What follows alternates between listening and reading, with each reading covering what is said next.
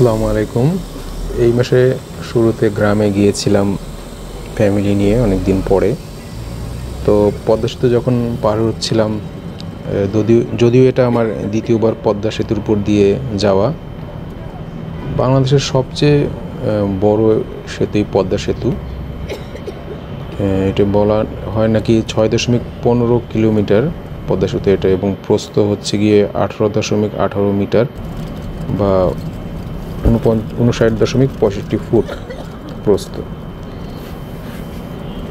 বাংলাদেশের সবচেয়ে বড় পদ্মা সেতু, এবং এটার নির্মাণ কাজ শুরু হয়েছিল 2014 সালের 26 নভেম্বর এবং শেষ হয়েছিল 23 জুন 2022।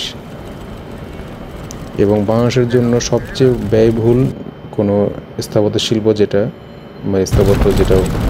বলা হয়, সেটা হচ্ছে গিয়ে 30,193 কোটি 29 লক্ষ টাকা। সবচেয়ে বেশি ব্যয়বহুল কোনো কনস্ট্রাকশন বাংলাদেশের ইতিহাসে, এবং নিজস্ব অর্থায়নে এই পদ্মা সেতুটি করা হয়।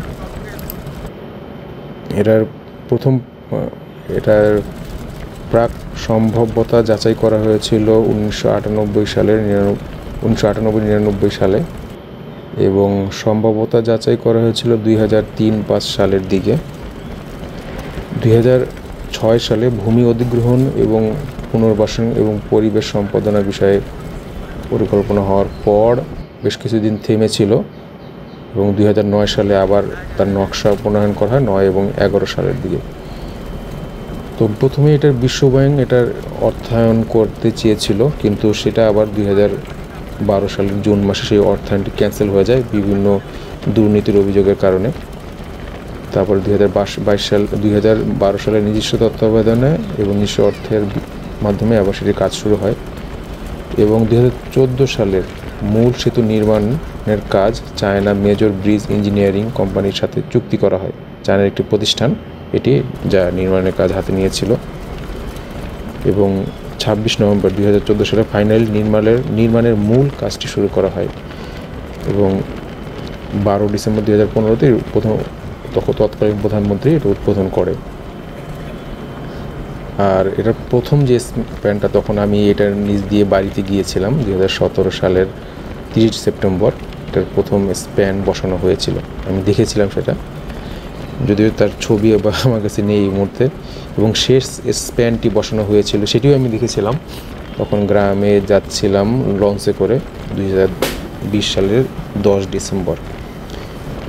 এবং 25 জুন 2022 সালে এটা ফাইনালি পুরোপুরি উদ্বোধন করে দেওয়া হয়, এবং 26 জুন তারপর দিনই 2022 সালে একদম জনসাধারণের জন্য উন্মুক্ত করে দেওয়া হয়।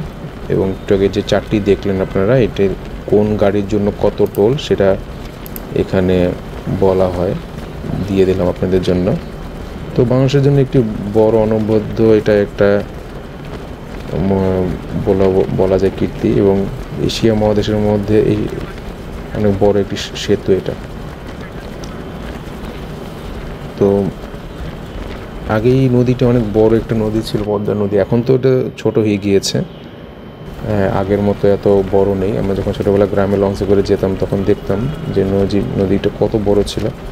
এখন নদী শাসনের কারণে এবং চর পড়ে যাওয়ার কারণে, এবং নদীতে পানির ওরকম প্রভাব নেই, আগের মতো চলাচল নেই, বিভিন্ন জায়গায় চর পড়ে গিয়েছে, এবং যার কারণে নদীটা বিভিন্ন জায়গায় আপনারা দেখেছেন অলরেডি আমার এই ভিডিওতে, চর পড়ে গিয়েছে। তো আমার ফ্যামিলি, আমার বিশেষ করে বাচ্চা খুব খুশি এই এত বড় নদী এবং ব্রিজ দেখে। এটা তার দ্বিতীয়বার পদ্মা সেতুতে ওঠা, এবং আমার ফ্যামিলির সবারই দ্বিতীয়বারের জন্য। আপনারা চাইলে এখানে ঘুরে এসে দেখতে পারেন। এবং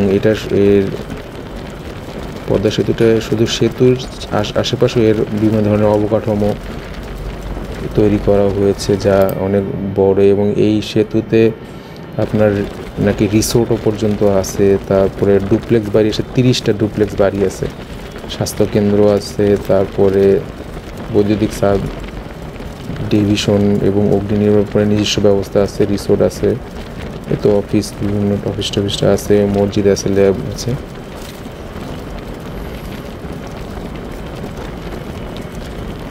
এই অলরেডি ব্রিজ থেকে আমরা এখন নেমে গেলাম। ওই যে দূরে আপনারা দেখতে পাচ্ছেন বিভিন্ন ওখানে যারা বিভিন্ন স্থাপত্য শিল্পের সাথে বিভিন্ন বাসা, এখানে থাকারও বিভিন্ন ধরনের বড় বড় ফ্ল্যাট বা বিল্ডিং করা আছে এখানে, হয়তো বা এখানের স্টাফদের জন্য।